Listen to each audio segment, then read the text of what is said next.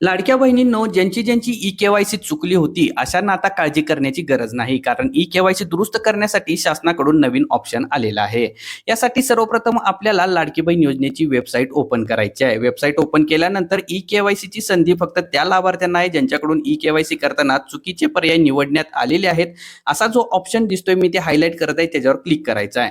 त्यानंतर नवीन पेजवर आपल्याला आपला आधार क्रमांक कॅप्चरच्या रकान्यामध्ये कॅप्चा आणि मी सहमत आहे असा जो ऑप्शन दिसतोय त्याला सिलेक्ट करा आणि ओटीपी पाठवा या बटनवर आपल्याला क्लिक करायचं आहे. आलेला ओटीपी आपल्याला ओटीपीच्या रकान्यात टाकायचा आहे आणि सबमिट करा या बटनवर क्लिक करायचं आहे. सबमिट केल्यानंतर आपल्या समोर नवीन पेजवर 2 प्रश्न आलेले दिसतील.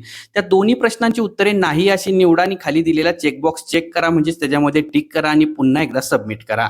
सबमिट केल्यानंतर आपल्या समोर एक हिरव्या कलरमध्ये पॉपअप आलेला दिसेल, सक्सेस मेसेज दिसेल, त्याच्याच खाली तुमची ई-के-वाय-सी पडताळणी यशस्वीरित्या पूर्ण झाली आहे असा मेसेज दिसेल.